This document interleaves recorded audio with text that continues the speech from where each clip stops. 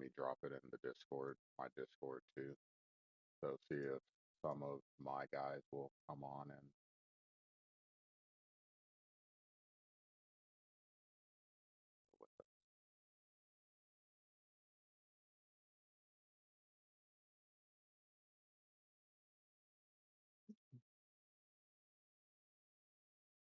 and CG. I even have the chat room open. CG are funny.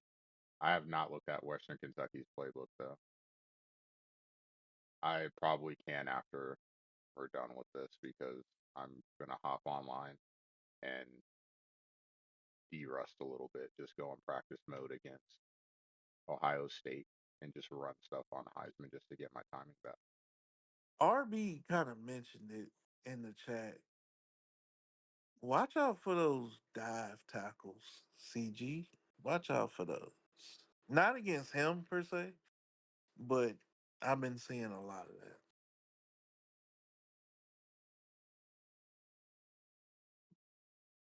that. The little Superman dive tackle. Yeah.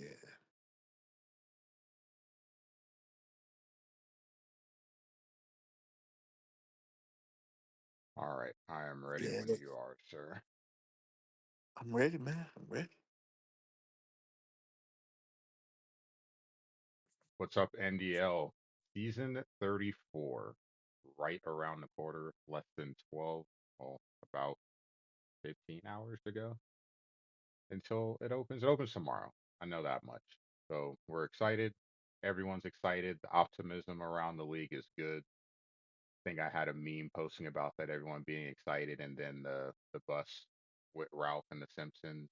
I'm in danger after block one. Realism hits, but it's a fun journey, a journey that all of us are going to be on. So we're excited. We're excited to talk about the beginning of the season in the G5. Vic, how are you doing, sir?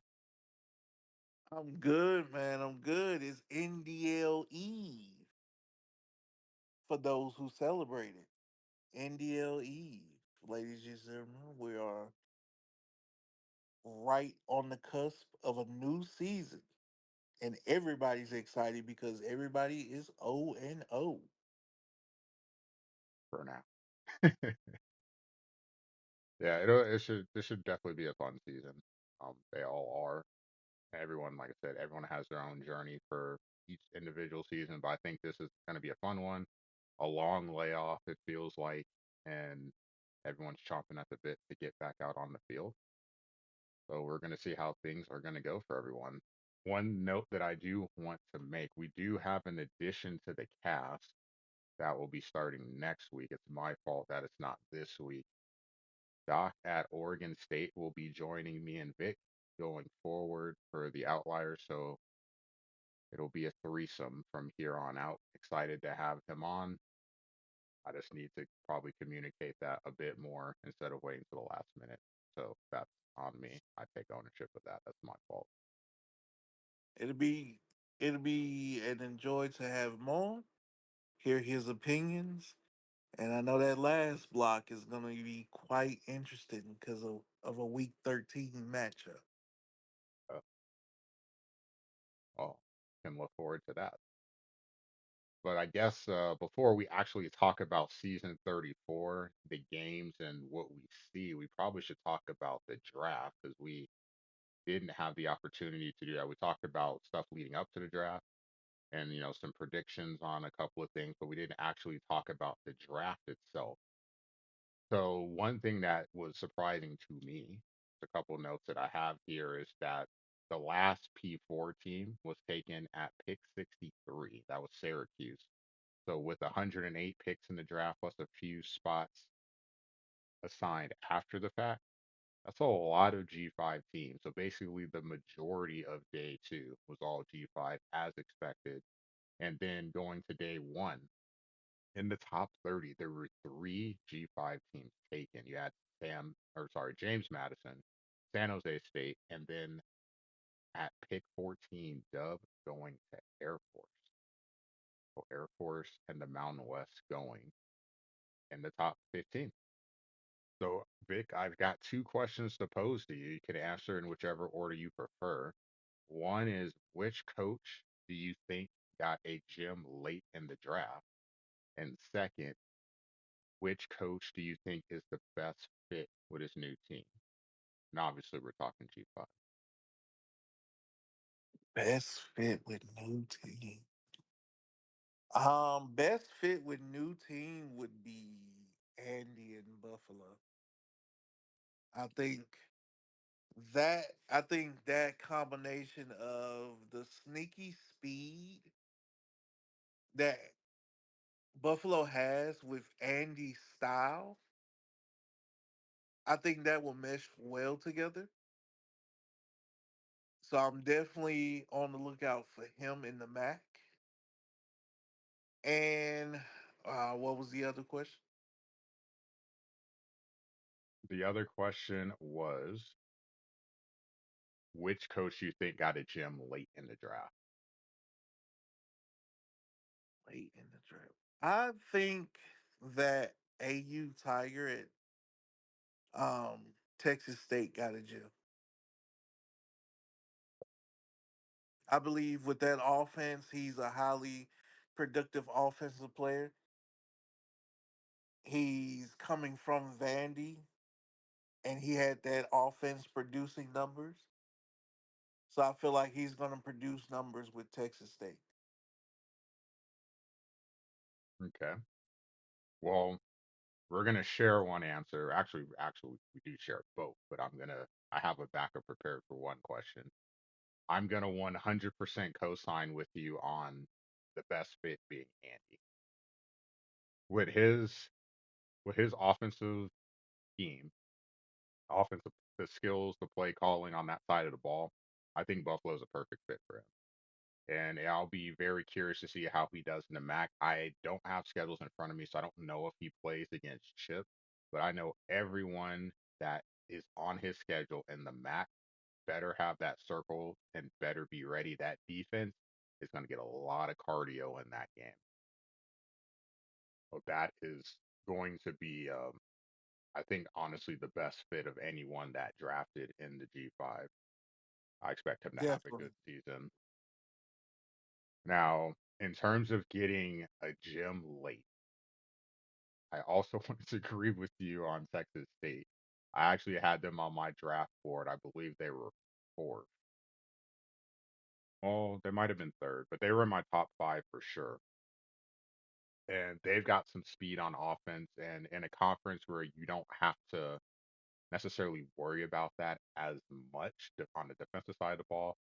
It's I think the thing that people forget sometimes is it's not just how fast your players are on offense, it's what the defense has to do to try to stop it. If you don't have speed and you're facing speed, the inclination is to sit in zone and keep everything in front of you. And if your offensive line can hold that speed, it's going to thin out those zones and you're just going to be able to pick apart a defense. So it's going to force people to be aggressive and blitz.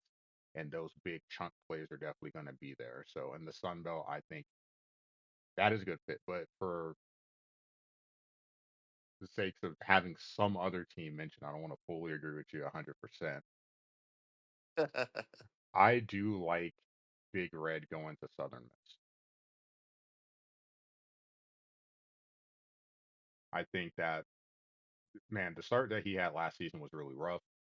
Losing one score games are frustrating because if you lose a game by 20, 21, you're probably like, I messed this up, I messed that up.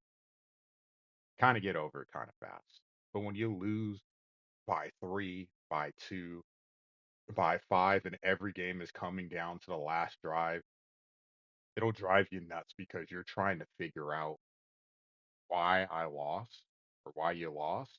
And there's tons of things that come to mind in a close game versus the blowout. So I think I didn't think they would be available at that point. I thought someone would take them since they're one of the better teams in that conference.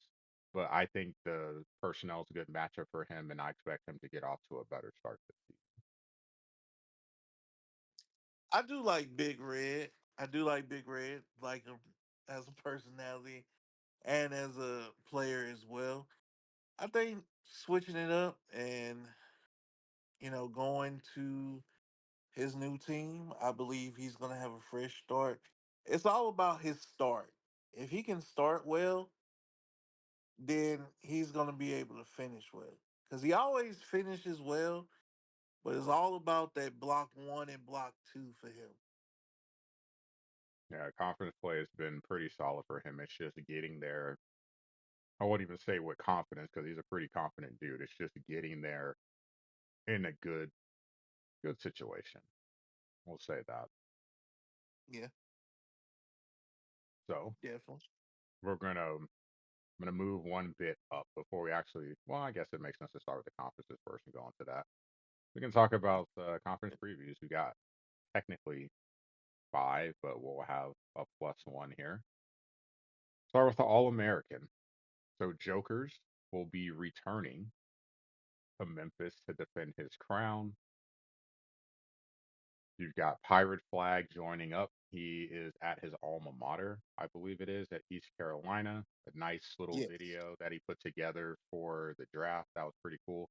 Would have really sucked if someone picked it. I wanted to ask him if he had a backup video for other teams just in case. But glad that he got the team that he wanted. You got a couple of returning coaches. You've got Ice at Navy, Drew Baca at North Texas, and you've got some new coaches in the conference. Jordan taking over South Florida, and Buckeye taking over UAB. So, what do you think of the landscape of the American Athletic, and who do you have pegged in the conference championship game? It's always going to be a surprise in the American. It always is, it seems like. It's always going to be a surprise from Jumper in 32 to Ryan, Coach Ryan in season 33 with Tulsa. It's always going to be a surprise. Buckeye may be that surprise, but time will tell. But I'm going, kind of going chalk here. I'm going with the two best players in the American. That's Jokers and Pirate Flag. I think they're gonna meet up in the conference championship, and that's gonna be a little clash of styles, but not in a traditional sense. Both teams want to get out fast as far as offensively, and then try to pair up a couple stops in the second half to complete and seal the victory. So it'll be interesting to see them go against each other and see who wins. What about you? Who do you have in the conference championship? Feel like we're agreeing a lot so far. I've got the same matchup. I think the thing that stands out to me for Pirate Flag is it's a school that he knows well roster wise. So like we think of guys like Chip, guys like Dave at UConn, they're going to get the best out of those teams because they know them so well. And the big difference for me is with Nevada last season, they were just slow. And I mean like slow, slow. So this is a huge upgrade in terms of speed. I think it's a better fit for Pirate Flag scheme for what we saw in seasons past with Old Dominion. And with Memphis, until someone knocks him off, why would I not? Why would I not go, follow him? He played really well last season. I thought that, Ryan Collins did really well with Tulsa and Memphis just Joker's offense is definitely a very difficult thing to slow down. And I'm imagining probably a little bit more with some of the team talent in that conference. But I think that they're on a collision course. I would say probably my sleeper pick would be South Florida and Coach Jordan. His offense has been pretty solid too since he's been in the NDL. But if I had to pick between him and Pirate Flag, I would go with Pirate Flag. So that's the matchup I have in the AAC. Oh, we agree. I- I'm gonna go with Jokers. He hadn't let me down yet. He hasn't let me down. I'm very confident. Played him a few times. Played him in the bowl game last year. Everybody saw how that went. Don't need to go over that again. Um, I feel the most confident in him when it comes to a big game matchup, like across the board. No matter if he was at Tennessee, Memphis, Sam Houston, South Florida, wherever. I feel confident that he's gonna get the victory in a big game matchup, and if it comes down to them two in the conference championship, my odds and my money is on Jokers every single time. I will say this: watch out for Coach Lone at UTSA. That, as I talked about before and earlier, that may be the surprise. Okay, I like that pick. We'll go jump to the next conference, Conference USA. So 12 Which teams, half of them are new, like not even new to the conference. Well, first of all, let me take a step back. No one came back to Conference USA. not a It's soul. the only conference in the G5 that everyone said, thank you for letting me coach here. I'm running away. The call lost connection, whatever it was, everyone moved on. So of the 12 teams that joined the season, six of them are brand new to the NDL. So this is the MAC from a couple of seasons ago where you have a bunch of new guys and a handful of vets. And then the one thing that did stand out to me is Liberty. We kind of talked about them and their high win goal, the expectation that they have that might scare off some coaches, but Sutton Blue said, you know what? I like this situation. I'll take on the challenge. So they are on paper, the clear favorites in terms of team talent in Conference USA. So I know Vic, before we get to our picks for the conference championship game, you had a question you wanted to ask. So go ahead, sir. Definitely. Definitely. That you summed everything up. I love how you broke it down. New coaches, Liberty. Forget all that. This is your conference now. How do you feel about playing all of these new coaches? Oh, really putting me on the spot there.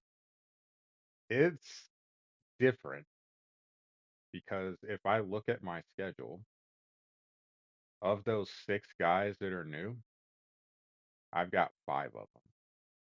So it's always an interesting experience playing against someone for the first time anyway, but someone that's brand new to the league because I used to be in that situation, and I remember after my games, and I'd be the first season, I believe I had Florida International, and I was so nervous every time I played a game. I believe every game that season was against a vet, season eight. So people that have been, I want to say, had been around for at least four seasons. So I'm, messaging after game. Did I do anything wrong? Do you have any feedback for me? Like I was super nervous. I don't know how it'll be for these new guys. I just would hope for a couple of things. One, everyone needs to do this anyway, but especially people that are newer to the league, definitely take a look at the rules, make sure that they are, I don't even want to say fresh in your mind, but just give them a good look over so you have an understanding of, how things are going here. I know they've had players had to have been vetted by playing scrims, but now the games are counting your coach scores, all that stuff. So make sure that you're aware of the rules. The fourth down rule probably is the first that comes to mind in specifics, because I know that's one way that things can go sideways really fast. But follow the rules and definitely reach out for feedback. That would be my advice. Win or lose, just touch base with the other coach. Not even so much for coach scores. I know D Kane mentioned that a couple of episodes ago, but more so just for, hey, you're new to the league. If there's anything that I can offer you or that another vet can offer you, at least just to take under consideration going forward. We're here to help. We're not trying to make it harder on anyone. We want you guys to fit in and we want you to enjoy it here. So that'd probably be my piece of advice. I echo those thoughts completely. Definitely get with a veteran. Definitely get with your conference commissioner. Definitely read the rules. Definitely do all three. It'd be in your best interest to do all three of those things. So, who do you have, with all of that being said, who do you have in the conference championship of the CUSA? Well, I'm gonna be honest with you. I don't know. With half the league being new, and we always have that guy come in off the street that just jumps in guns ablazing, running stuff in the conference. This could be like if there's a chance, this is definitely the best chance because half of the they got a 50% chance with six totally new players to the league, and I think two that are playing in their second season. Yeah. So I know this is going to sound like I'm trying to dodge the question, but I honestly don't know. I'll go No, with that's fair. Liberty That's because actually of fair. the team talent, and I know that Sutton is a solid coach for sure. But for that second spot, I honestly don't know because I just the odds are that we may have the next Jose in this conference. So I don't know which one of them it'll be. So we're giving one of these guys a nickname, and he's going to change his name to that name. All right. Um, no, that's fair. That's not dodging at all. People out there don't say that he's dodging. That's not dodging because it is a lot of unknown. It's really a lot of unknown when half the conference is unknown and they probably played a handful of games combined with, the cup games. So it's very hard to judge who's who and who's gonna do what. But the gambler in me gonna do it anyway. Um, I'm going to pick you, of course. Why wouldn't I? And I'm going to throw a dart, and the dart is gonna hit X cross X11 because I know that's a play somewhere in somebody's offensive playbook. And UTEP was a good team. Coach Vic Tim took that team to a bowl last season, so that team does have talent. And I feel like throwing a dart on the wall, he may surprise somebody. Okay. Got to change his name to an Audible Omaha. There we go. It'll definitely be fun to watch. Maybe a little closer for me since I would be, in the fire, but it's always interesting to see new coaches in their first couple of seasons to see how they do. And especially for a lot of people, I feel like the average person that plays college football is probably playing either with a good team or they're rebuilding and they rebuild until they're a good team in a dynasty. So this is a different experience playing with the half of the teams that you never really see in your college football Mhm. experience. So it's a different game when you're playing with the mid majors versus, the P4 versus P4. All right, next we got the Pac 2 plus one. The plus one is Dave at UConn. And we got the Pac 2, which is our fellow pod mate Doc at Oregon State and the host of NDL Game Day, Tim, with Washington State.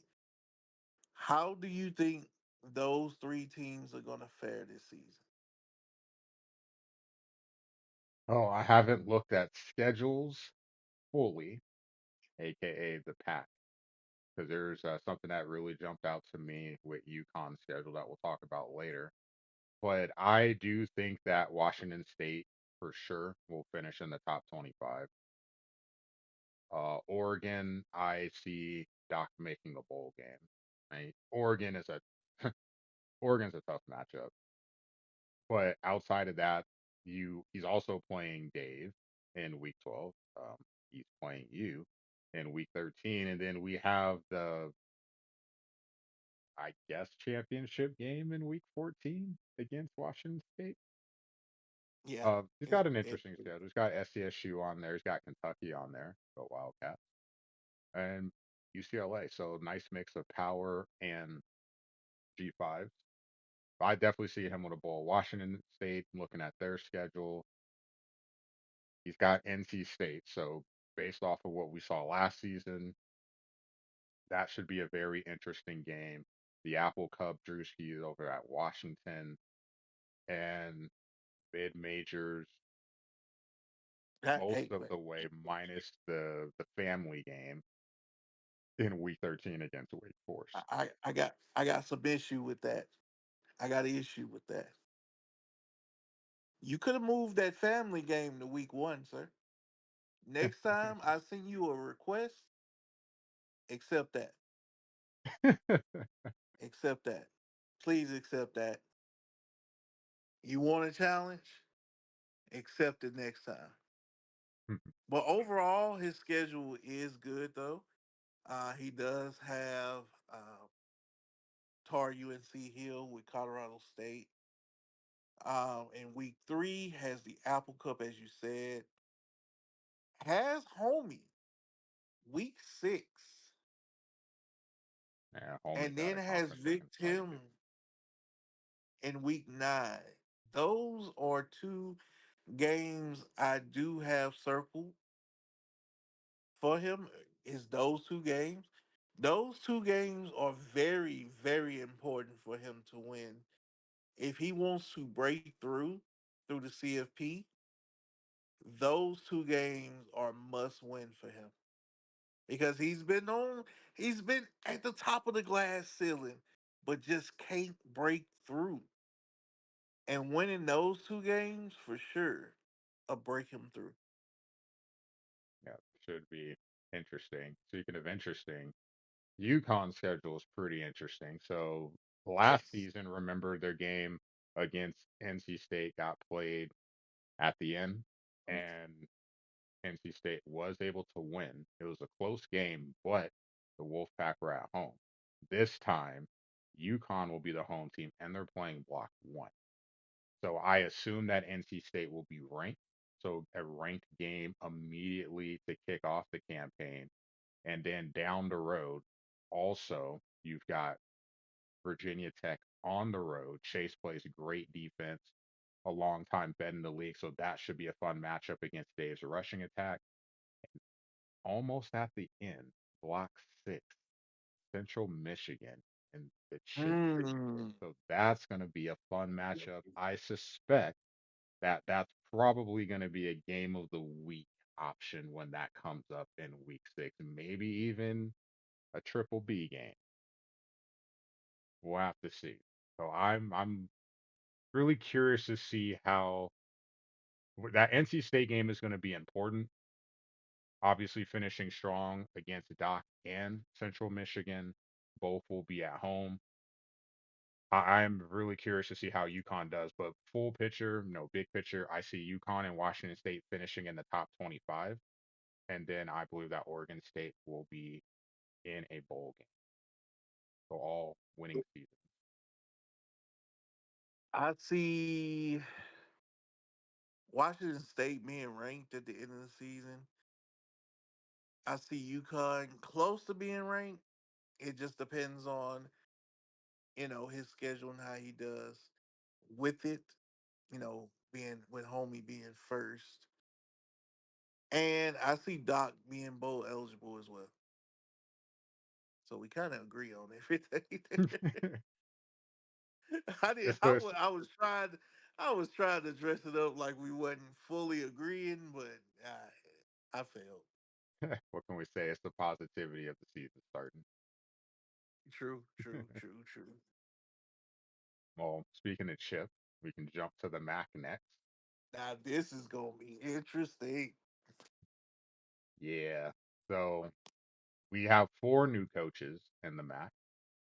Northern Illinois is coached by, if I can pull up standings really quick, that is Gator Boy, who took over a team last season. So he is still technically in games played in his first season, but for all intents and purposes, his second season in the NDL.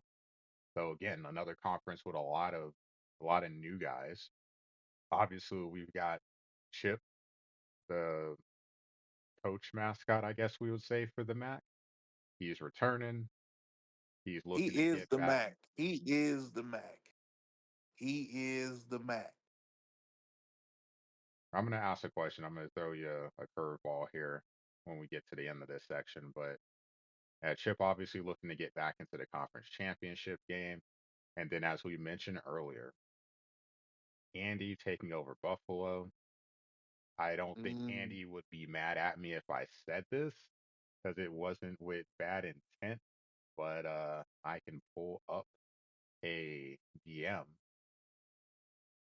and his the quote was, "You walked into a tough conference, deserve for stealing my Hilltoppers." So that lets you know, and he was looking at Western Kentucky, but he had his board ready. He opts to go to Buffalo, which is definitely not a bad situation at all. So before I ask the question, the bigger question is, who do you have in the conference championship game? Someone tells me we're probably going to agree here too. We are. I think it's gonna be Chip versus Andy, and that is a matchup. That's now you talking about a BBB matchup. That is prime time action right there. That is game of the year quality right there. And No I matter who, what conference, I know we rep the G5. I know we're G5 all the way through and through.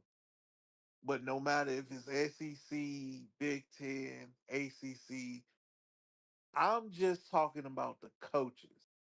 That coach matchup is game of the year quality right there. yeah, Chip's ability to impact the game defensively with the chipstick, we'll call it. And then Andy, one of the better offensive schemes in the league. And the best part about it is we potentially could get it twice because I had to Yes, look. They do play in they block do play six. each other. Yes, they do. So Central Michigan, man, that block six is going to be very interesting. UConn one week and the other week against Buffalo, both on the road. And yeah, can agree with you. I have the same matchup. Chip's been in the conference championship the last couple seasons. He knows his I got team really well. It's hard to not have him in there. And then yeah, Andy at Buffalo is a perfect fit. I got a question for you real quick because this is a conference that also has a surprise. We talked about the American always having a surprise. This conference always has a surprise as well. What team do you think is going to be a surprise team in this conference this season? I'll actually guess on this one, and I'm gonna go with Western Michigan. Oh, we talked about this off camera or off no off the pod. They were the second team on my board, and Yes, they I were. there were a You couple were close. things that push Western Kentucky over them for me. But Western Michigan has a very fast offense. They've got three receivers, I believe 93, 92, and 91 speed. One is over 6 feet tall. The other two are more like slot type guys. And then you have speed with Cole Cabana in the backfield. You've got a tight end and Blake Bosma, who's got 84 speed. So they have the capability of having a very, very explosive offense. And Chip just said that that coach is a winner in Andy's dynasty. So yeah, we all may be on the same page on that one. That is a good offense to walk into for a G5 because they've got speed. You could scheme stuff up. And again, when you have a lot of speedy guys defensively, your instinct is to sit back and zone. You'd be able to pick people apart if you can get in a groove offensively. Or who you got, Vic? Same team or we going somewhere else this time? No, we're going somewhere different. Shout out to Coach Chop there. with Western Michigan, and Cabana's gonna go boom boom in the backfield. If you know, you know. Um, I'm gonna go with Coach Six, the the chairman of the board at Kent State. He's had some underwhelming seasons at Texas A&M. Texas A&M said, "Get your ass out." Kent State says, "Welcome in," and I feel like he's gonna bounce back with Kent State. Okay, they've definitely bouncing back. Funny enough, that's what a lot of us are doing in the G5. Um, Andy from Georgia, me from FSU, and other coaches, other vet coaches around the league that either got told we don't want your services, or in my case, like, well, I don't think you really want my services, but I'm also not sure I want yours either, so we'll just mutually agree to part ways. Um, the reclamation projects around the G5, always fun to watch, is, trying to find a good situation and parlay that into a solid draft pick for the next season. So with that said, which team you got? I Well, got the Mount Rushmore. I got Chip all the way through. I got Chip. Mount Rushmore of the G5. That is what he is. That is what he's going to continue to be. He's going to bounce back from that crushing loss last season in the conference championship. And he's going to bounce back this season and win the whole conference. And potentially be in the running for that group of five CFP spot. I will agree on both parts. It's hard for me to pick against Andy, but I think this will be one of those instances of Chip getting. I don't know if Chip and Andy have played each other. I think if they did, it would have had to have been in a tournament. I don't think they played when Andy had Kennesaw State. But that regular season matchup, I think, would help for the conference championship. Getting a look at that offense, I'm sure Andy will try to scheme up a couple things differently in a rematch. But regardless of who wins the first game, I think it helps Chip more. And Chip says they played in a couple of scrimmages. So I'm gonna go with Central Michigan, which leads me to a question that I just kind of thought of. So I had a feeling we'd be talking about Chip a little bit here. We have talked about coaches that are so the G5 is interesting, is then you have it's a different world. P4 versus P4, speed, just the game just feels different if you've ever played a season in each.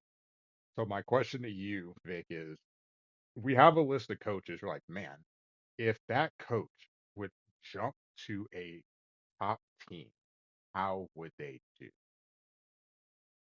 Mm. I think Chip would be on that list.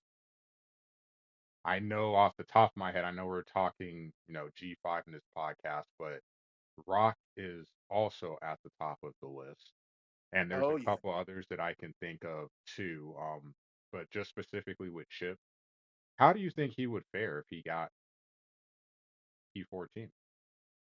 I'm going to do something that a lot of people don't do. I'm going to give Chip his flowers. Chip would be a elite coach if he had somebody like a LSU or a Texas or Ohio State, Oregon, stuff like that. He would be an elite coach. He would be, if not the top tier,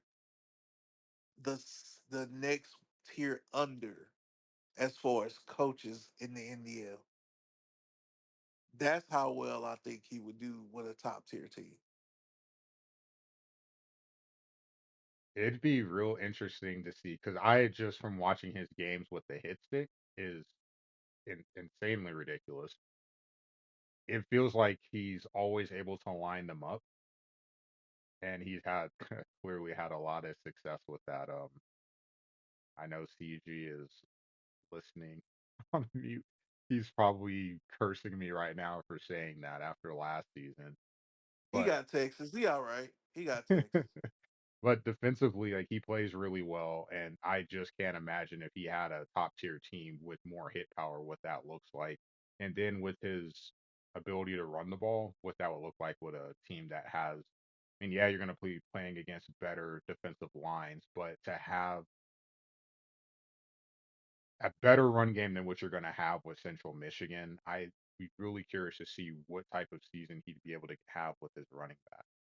So yeah, it would be interesting to see it. He would definitely do really well. I think that he it's hard to say that anyone is a lock outside of like the Jiggies and the Bucknuts, the Kennedys, but I believe I he's a would think lock. he'd be a lock for the CFP. I, I believe he's a lock.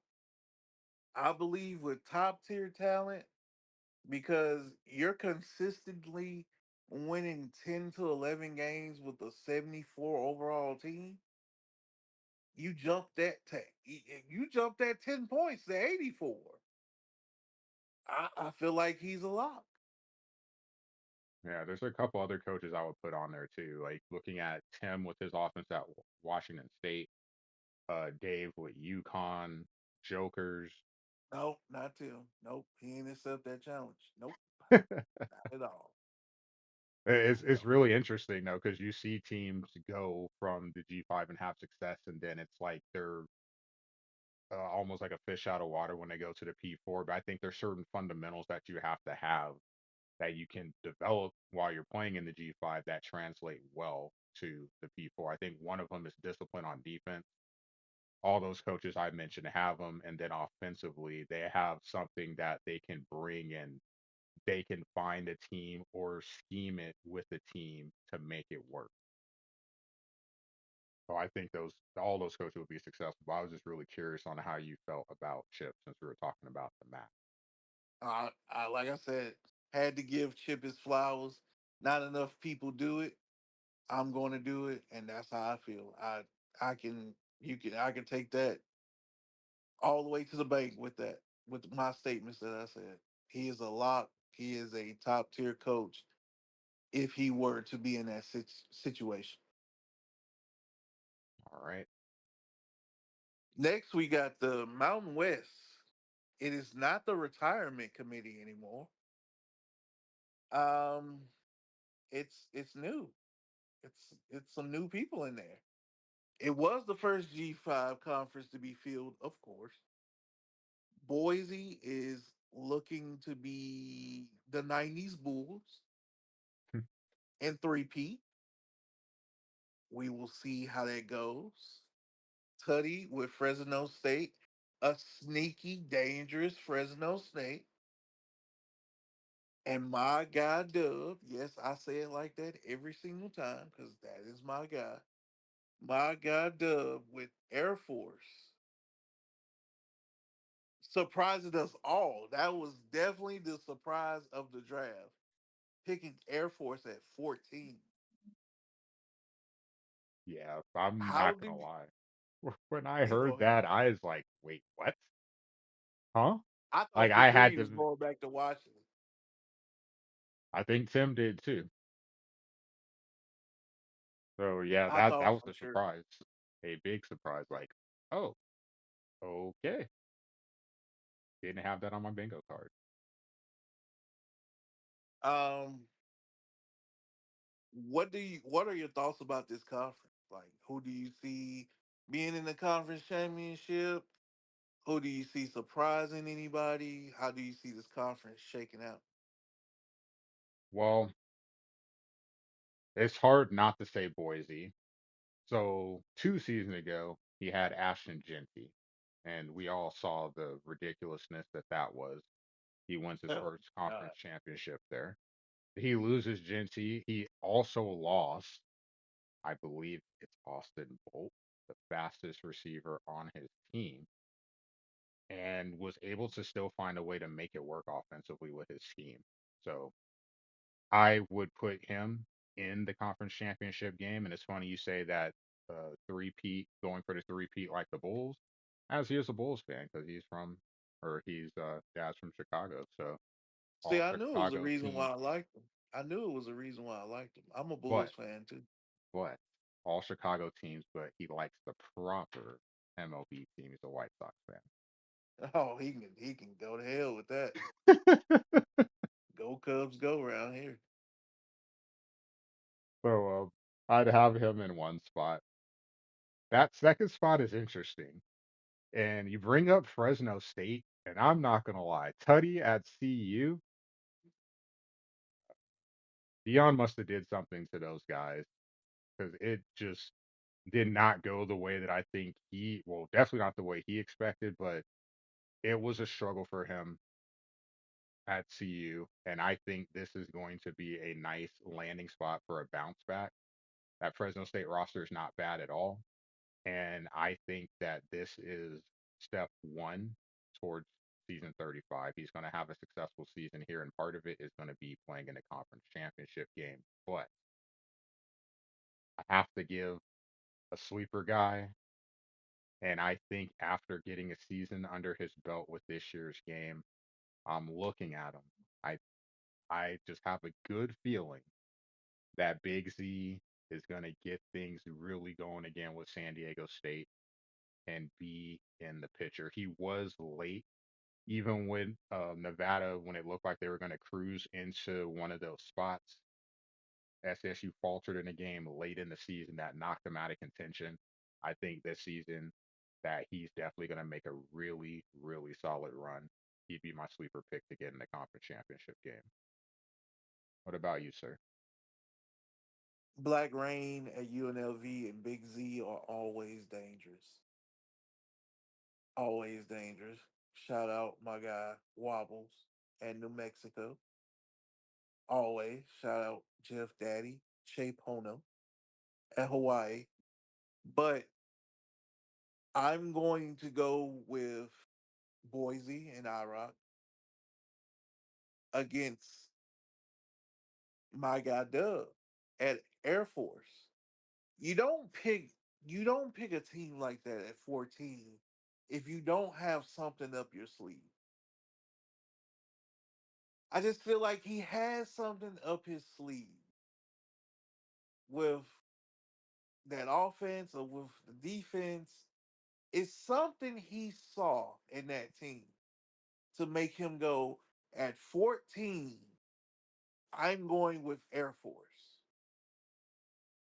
I'm not going with Fresno, or I'm not going with Liberty, or I'm not going with South Florida, or anything like that. I'm going to go with Air Force. Now I know it is some sentimental feeling because one of his family members is in the Air Force, and I know he's going to do well just for that family member. But you don't go into a draft and pick an Air Force that high unless you got something up your sleeve.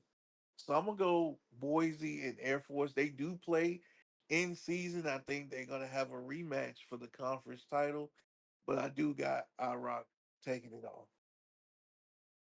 All right, I really hope that he's prepared with that option offense because I saw that roster. So that option, I uh, think he got something up his sleeve. I really do, because it's like I know the family member and it has ties and emotional ties and stuff like that. But you gotta you gotta have a game plan if you're picking a team like that high. You got to. totally agree.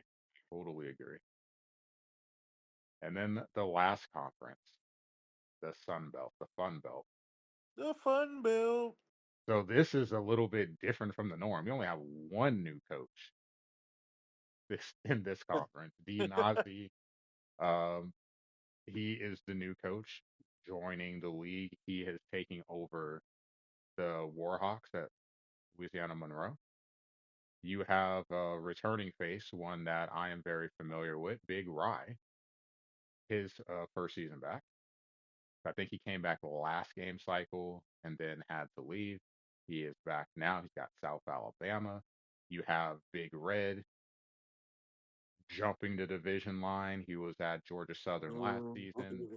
This time he's at Southern Miss. And then your favorite in the conference, App State, Brady Oh yeah. Hayes. So that two-headed running attack or rushing attack Oh yeah. is back. Oh, how do you see this conference playing out? it's it's App State versus everybody.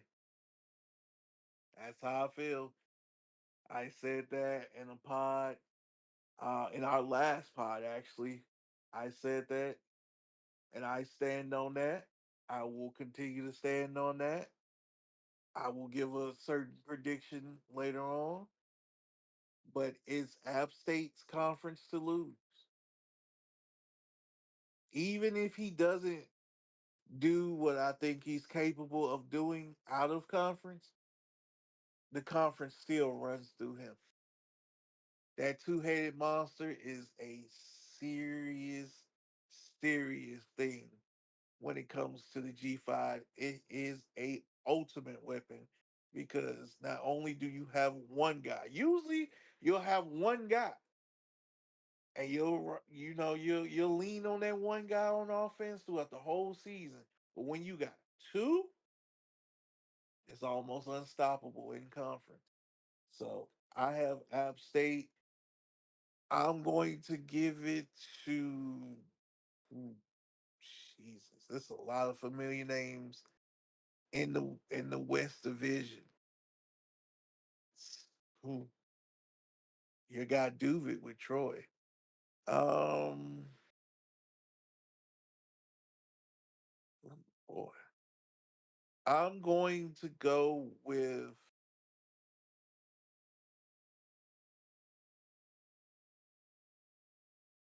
AU Tiger with Texas State. I'm going to go Texas State, App State in the conference title, but App State wins. Okay.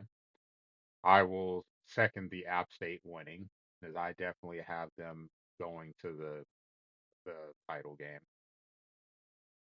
From the West Division, I think this is the season that Big Red puts it together to parlay for a nice spot in season 35.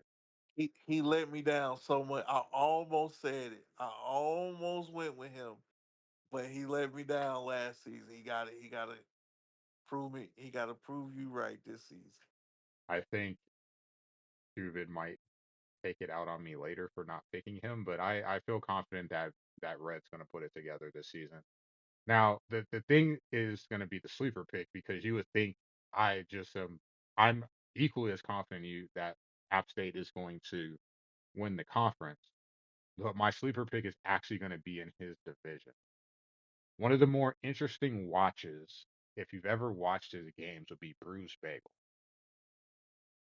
His games are Oh interesting because he can put up yeah. points like no other, but defensively, when you say 35 points should be enough, he says, hold my beer. He has blown multiple 30-point leads. Not Thankfully he didn't lose in all of those games, but leads are something that has been a struggle for him. And with that kind of offense, and he's gonna have a solid offense this season. It's just my worry, of course, is clearly has to be the defense, because even with him at BYU being able to build a lead, the holding has been the thing that's been causing him the problems. He can be a very scary team if he gets that offense going. You're just hoping from his perspective that defensively he'll figure things out for this season, or that the coaches that he's facing will panic and make things a little bit easier on him. But he can be scary if that offense gets hot.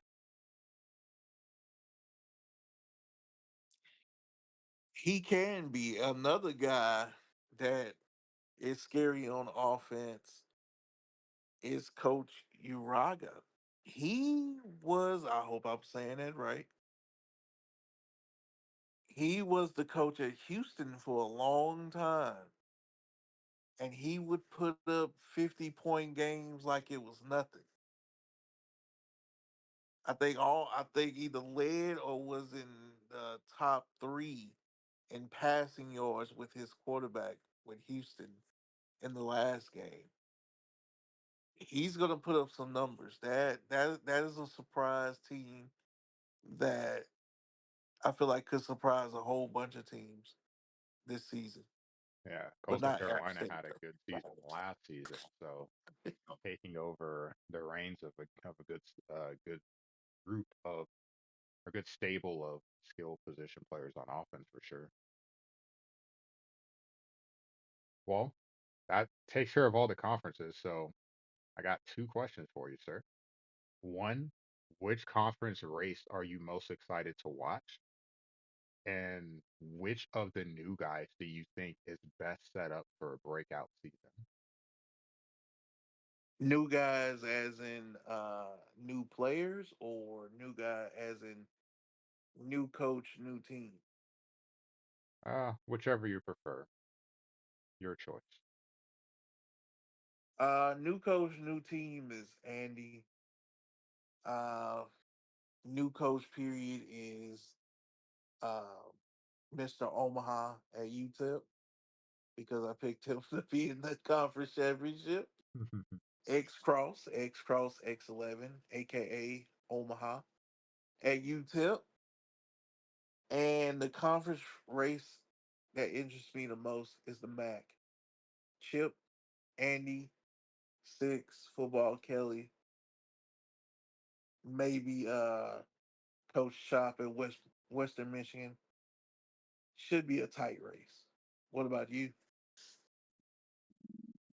Well, I think for me, the conference race, I think the Sun Belt is going to be the one that interests me. I do think App State is going to roll to one spot, but it's the other side, the West. I think the West is pretty evenly matched across the board.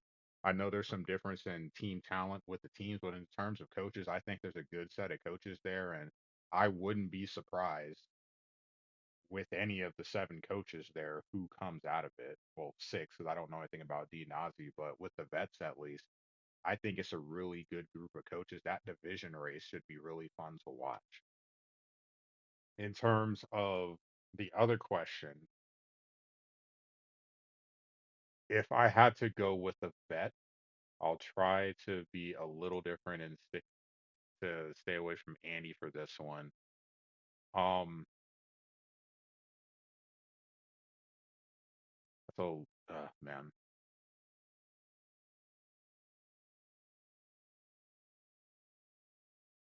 I think I would have to go with your boy 6 Feet. Correct me if I'm wrong. Chairman of the board. I think Kent State has a win goal of two. Oh, So while like we are well aware of how bad Kent State is, because we were definitely having a conversation about that during draft uh, day. oh, yeah. Oh yeah. I But remember that. yeah, yeah, their win goal is two. Their projected win Yes, zero. So it has to be two. All he needs is two wins. Anything else he gets is icing on the cake. It's very clear what he's planning on doing. So you talk about a breakout season in the sense maybe he's not going to go 9-3 or 10-2, but make a bowl game, get to 6-6, and that turns into a very nice draft pick. definitely. So the goal is, just I guess personally to try to have finish 500 at least to make a bowl game. But man, that has the potential to turn into a very nice draft pick. If we're gonna go with someone new, and I'll try to say someone that I haven't said earlier. Hmm, Just throw a dart on the dartboard like I did in the CUSA. I'm gonna go with Bull in Conference USA, and the reason why is Missouri State had went 12-0 last season. No offense to Grimm, those are some mighty tough shoes to follow. That Delaware shit ain't happening. struggled last season as everyone would have expected them to. So hey, why not them? They can match Missouri State and say, hey, we're gonna make a bowl game and have a good season this year. I don't think 12-0, but I might be wrong. Who knows? I'm gonna go with no. Um, go with no. So the rankings haven't came out yet. They'll come out on NDL game day tomorrow morning. Which one of these G5 teams between Boise, Washington State, UConn, Memphis, the Chips, and App State do you think will be ranked? Which one of those teams are most likely to be ranked? I would say Boise for sure would be ranked because they have a 13 win season, Mountain West champs, and then you finish strong a win in a bowl game against Metro D, who won the MAC. I think for longevity, for sure, consistent success, Washington State and Central Michigan will both be ranked as well. Uh, That's what I'm going with. That's what I'm going with. Both of those teams. um, I'm kind of torn on the others because I would like to think that Joker's would be ranked, but I don't think he will be. And then I think UConn and App State are kind of starting over. Um, I think one team, if I had to pick a team that's not one of the favorites from last season, I would say Buffalo with Andy as the coach. But outside of that, I'm not fully sure or confident. And I'll just give full disclosure. I turned in my poll um of the G5 teams. I will admit I grade a little bit stricter. Boise has one of the best rosters in the G5 along with having the success last season. So I have them ranked. I have Washington State and Central Michigan in my top 30, but I didn't have them in the top 25. So I'll I flip it did to you. my rankings as well. I'm going with Washington State and Central Michigan because they are the standard when it comes to the G5. Uh, as for I'm a little lenient at first. Would have I'll say I have App State in my top 30. I do feel like they're gonna jump up real quick. Like this is just one of those. Hey, we just waiting to see how you do out of conference real quick. But I do have the other five ranked Okay. that's on the list that we have here in our outline. Boise, Washington State, UConn, Memphis, and Central Michigan. They're all in the back half of the top 25, but they are all ranked. I feel like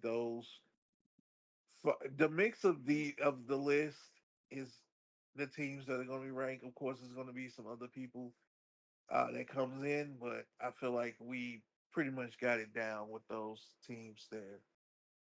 So we are celebrating NDLE because we do celebrate it. Tomorrow's the start of season 34. Any of the block one matchups, which is week one and week two, catch your eye. There's definitely a couple. One that jumped out to me, well, the obvious one, because I mentioned it earlier, was NC State at UConn. I was actually surprised. I was like, oh, they're playing block one. Okay. So we'll get to know right away what we can expect of UConn. I think what there's the one patch since they last played. So it may have some impact on the game. I'm not sure if there are any ratings changes for UConn. I'm sure there were for NC State, but this time the Wolfpack will be on the road. So after just seeing each other last month, how will things go in this matchup? If UConn could score an early win, maybe they're on. No, this is setting the stage for them having a really good season. we'll have to see how things go. Getting it in block one definitely will be very telling, I think.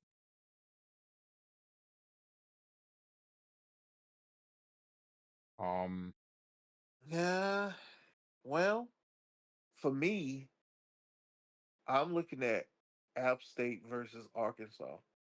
mm, Talking about contrast and styles. Oh my very, God. very.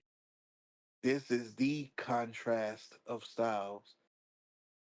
Coach Devin at Arkansas has rolled away from Northern Illinois to Pitt. I'm so glad he's gone from Pitt and to Arkansas. And he's going to roll that passing attack in the SEC.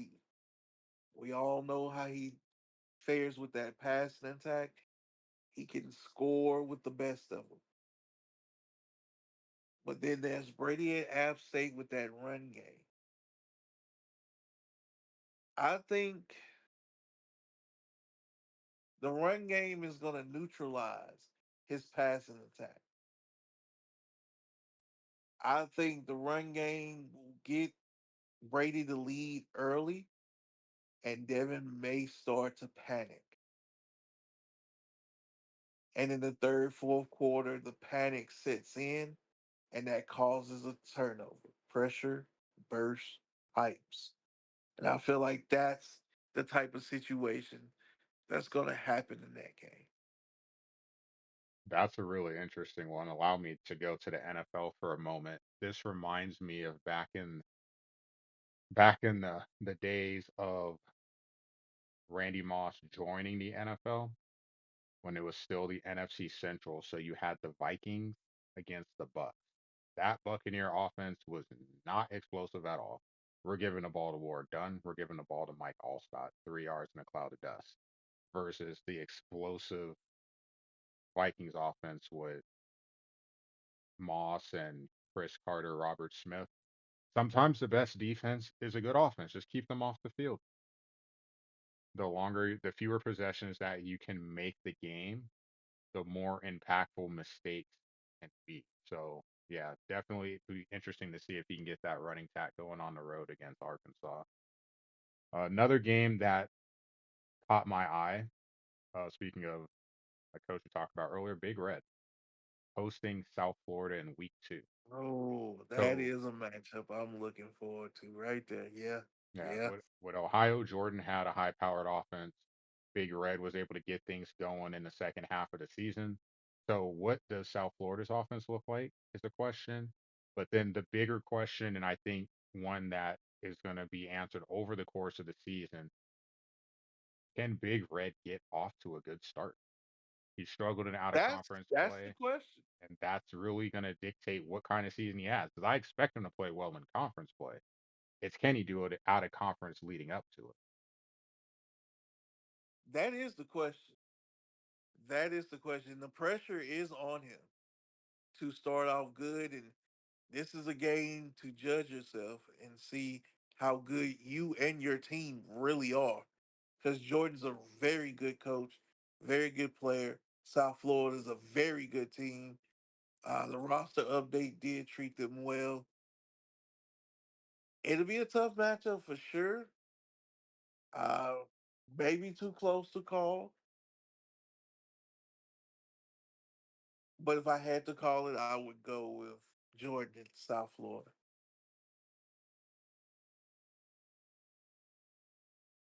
I Another game, another game that a couple games that we're gonna spotlight real quick. Three games we're gonna spotlight real quick is just SDSU with Big Z and South Alabama and Big Rye. Big Rye's first regular season game back, and Z trying to take back the Mountain West title. You got Sergeant Lingus and Glizzy, James Madison and Wade Flores. The total score over under is 91 and a half. over. Um, and we also have Buffalo versus North Texas. The spread in that game is Buffalo minus 23. the debut of the Buffalo offense in the regular season. But there's you spotlighted those real quick, but there's one I'm really, really excited for. It's probably my favorite game in Block One in the G5. Mississippi State at Oh, Memphis. So I know it doesn't involve two G5 teams, but you have to understand we just talked about coaches that have that elite user ability. And I do think that Rock has that, especially on the defensive side of the ball. I mean, you look at what he did last season, he, I don't mean any disrespect, but he had Bama dead to rights that I could not believe, as did most of the live chat, that he did not win that game. Some mistakes made at the end, but he played well for 26 of the 28 minutes. It was just 2 minutes that cost them the loss. And had El Jefe on the ropes, if not for a questionable fumble that we all were surprised that was not automatically reviewed, and he could not review it himself because it was under 2 minutes. He could have had El Jefe on the road. So Rock is really, really good. He's at Mississippi State and Memphis. Jokers, that high powered offense. This is going to be a very early test. You're facing an SEC defense and you're facing one of the better defensive users in the league, top 10%.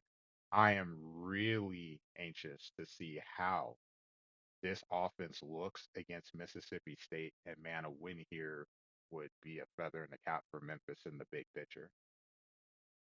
I said it earlier. I'll say it again. I trust jokers in a big game situation. Um, Coach Rock is a very good defensive user. I do see Memphis pulling away. I believe it's going to be like a game winning field goal type of situation for Memphis. But I do see, because I just feel like with this game, it does favor offense a little bit more. And Memphis does have more of a high powered offense than Mississippi State. And it's no disrespect to Rock at all. He's a very good user, no disrespect at all. It's just the game does lean towards offense just a little bit more than it does defense. And I feel like Memphis, with the more high powered offense, is going to get the job done. I hope they schedule that in the NDL live so I know when it is. I definitely want to see it. Another game, the last game that we're going to highlight here is a rematch of Block 1 for season 33, but with a new twist. We have Central Michigan versus Michigan State, but instead of CG being the coach, it's Coach Metro D. Do you think Chip will pull away with the upset once again against Michigan State? I I do think so, but this is a very this there's layers to this matchup. So Chip is actively going to school at CMU, Dr. Bush, Dr. and Bush. you have Michigan State. I am probably wrong, but I think that he's also actively going for his doctorate at Michigan State. It's either that or he's an alum, but I'm pretty sure he's still going to school there. I mean, it's a 50-50 chance. But they're both very Yeah. familiar with the schools. They're both in Michigan. I like matchups like this when you have a favorite school against the favorite, the coaches are having their favorite school because it's not just your typical, okay, no, this is my starting receiver. He can do this. This is my starting safety. He can do this. You get into more of this guy's skill set allows me to use him like this. This backup skill set allows me to start him in these situations or use him in these formations. You get some of the deeper knowledge of a roster, and it makes for really exciting games. Thankfully, Michigan State doesn't have a like ridiculous home field advantage, they'll be home. But it'll be interesting. Metro D is kind of, I look at him as a Brady Bill Patriots is they find ways to win, but it feels like there's no underlying reason why. Now I know Western Michigan had a fast offense, but it seems like every game really with him is its own adventure. It's not one player that you can rely on, like, okay, the running back's going to do it for 12 weeks. It's receiver A for 2 weeks. It's the third string receiver for a game. It's the two tight ends for another game. It's always someone different. And because of that, it's very unique playing against Metro D because you don't know what to expect. It just seems to find what works and attacking those areas of the field on both sides of the ball. So a very fun matchup. I do think Chip is going to get the win again, but I'm curious to see how this game plays out. I honestly think it's going to be a little more low scoring than people may think. What say you, sir? Ah, not only is this is the ultimate layered matchup. Not only you have the layer of a rematch from last season's block one, week one or week two. You have both guys representing their alma maters. One currently going, one maybe an alum or currently going. And you have a rematch of last season's MAC championship game I forgot as all about that. well. Yes. As well. So you have a whole bunch of layers in this matchup. Not only those two that you outlined, but the rematch of the rematch from the MAC championship game I think from we can last definitely. season. I'm gonna up the spread by at least 3 points in Chip's favor for that, just for the run back. Definitely a little extra motivation there. I think Chip is going to come away with the victory.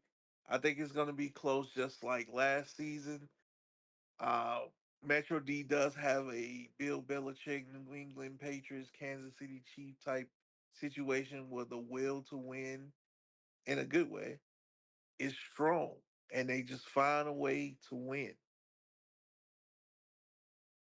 So I believe Chip is going to get the win.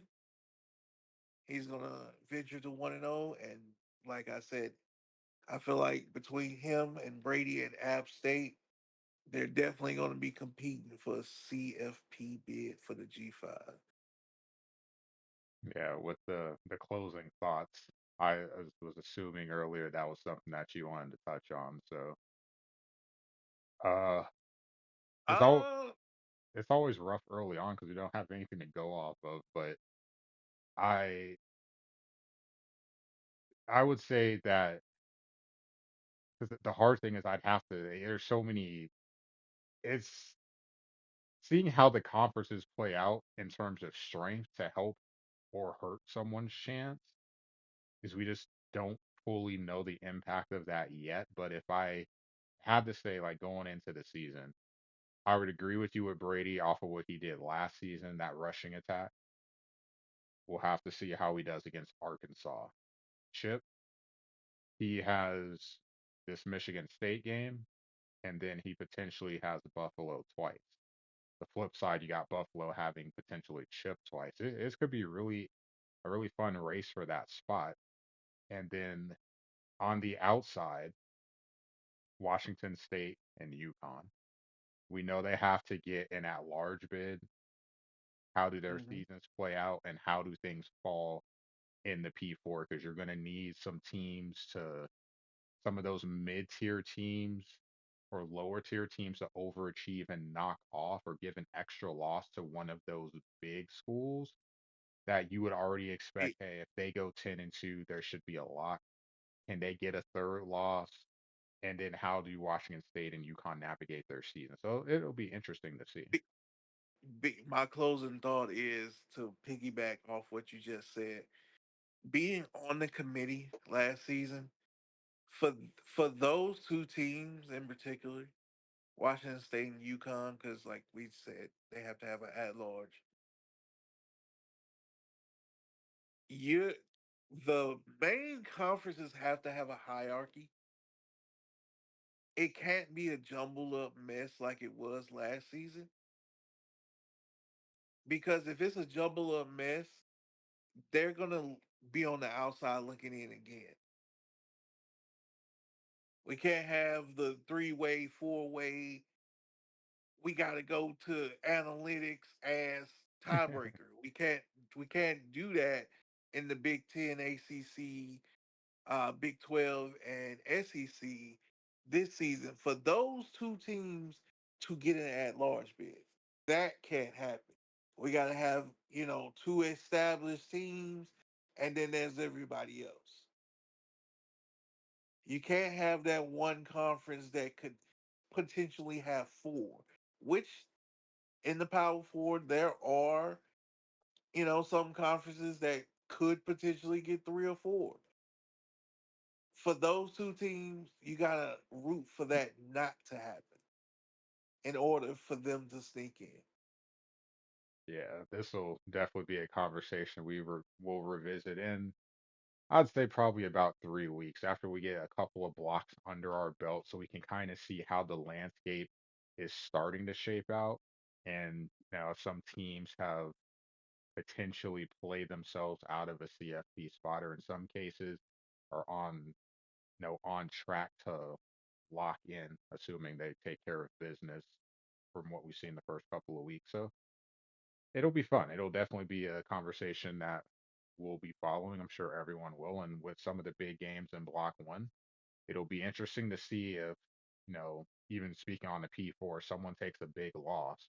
Sure, you probably know There, you have that second one in your back pocket that is okay. It's just, man, once you get that first big loss, the pressure of, I don't have that room for error now, or it's smaller. So how does that affect their ability playing going forward? Some coaches pressure, you say it bursts pipes. Some definitely can wilt under the pressure.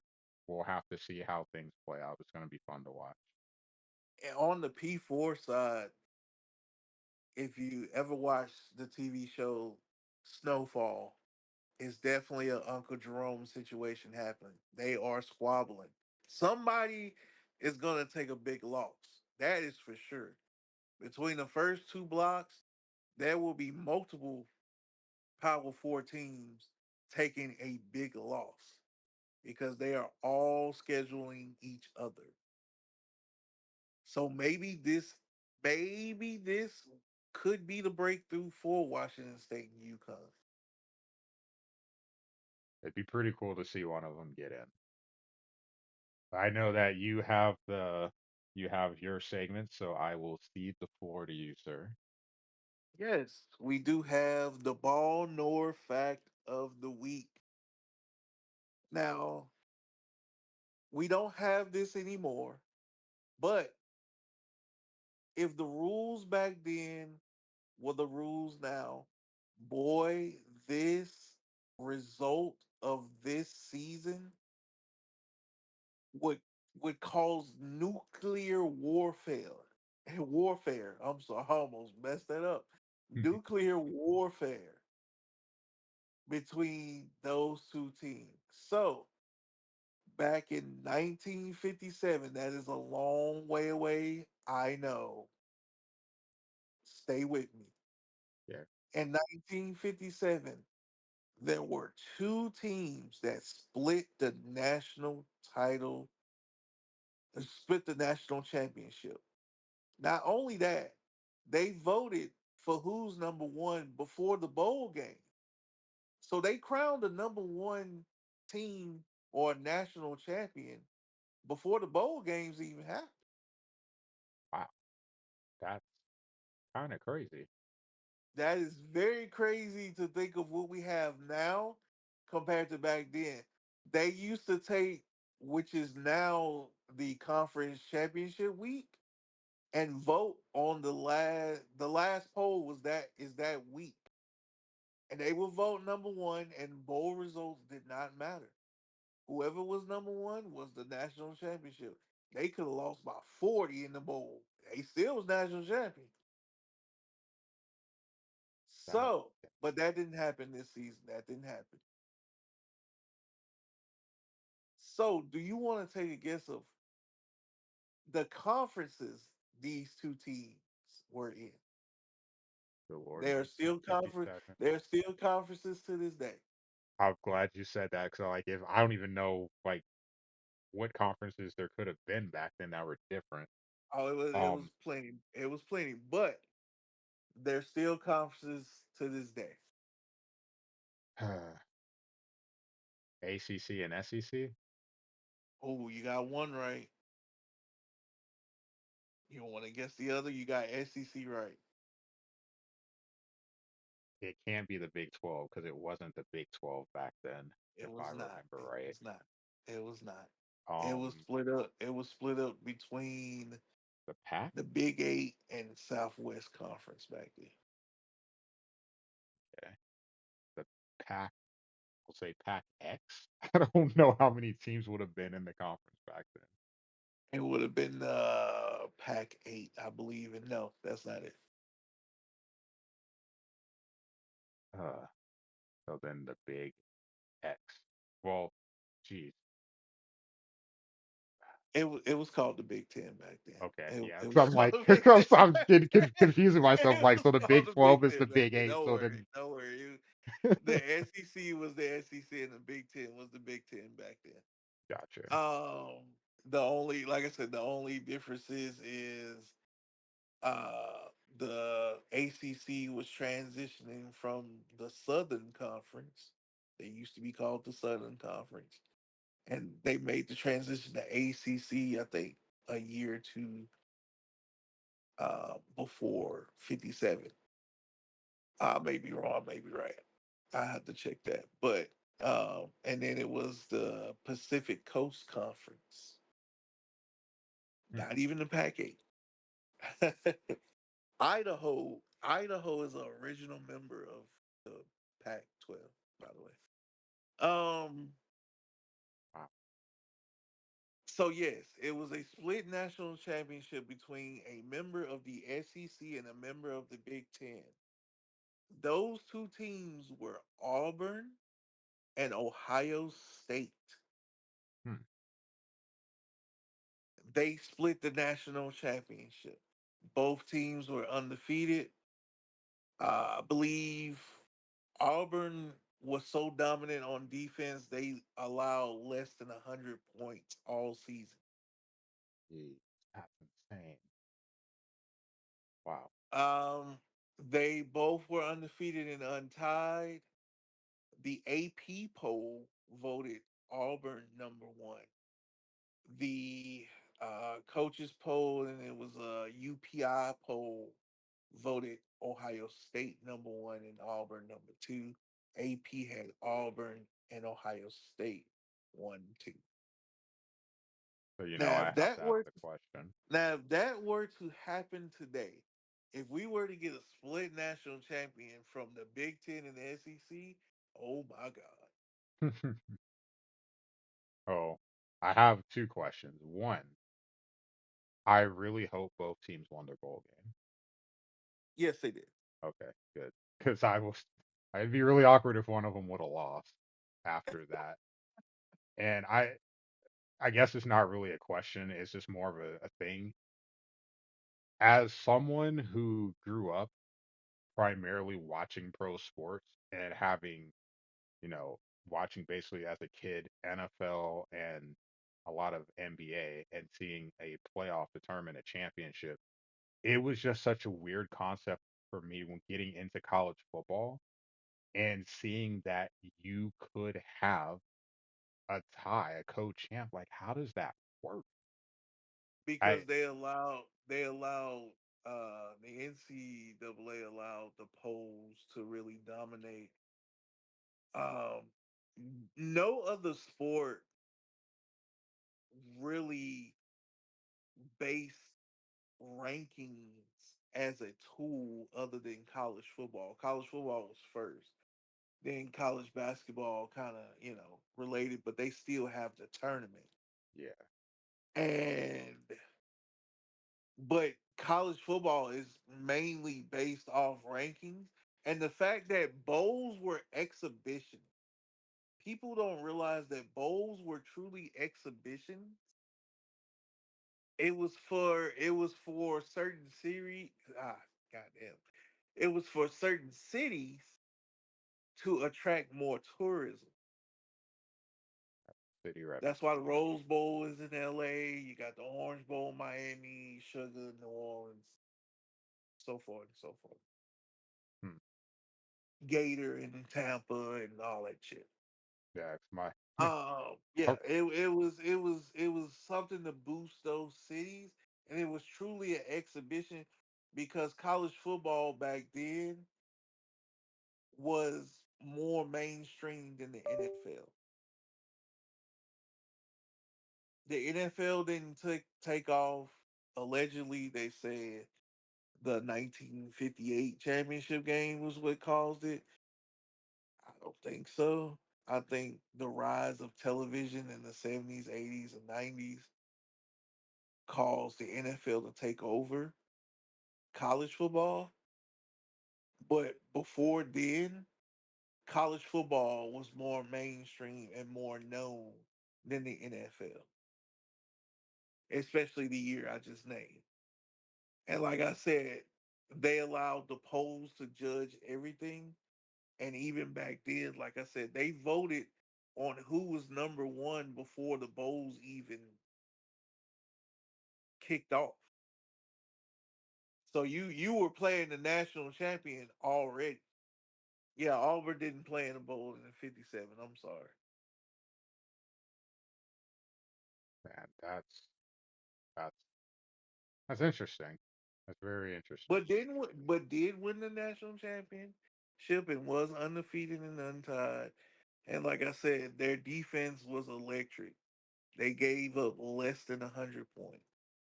Yeah, I don't care who you're playing. That's very impressive. Whoa, that's interesting to learn. Like I know something about ties. I know we talked pre-pod, and I mean, as a Nebraska fan, at least I know my team's history. I know there's that.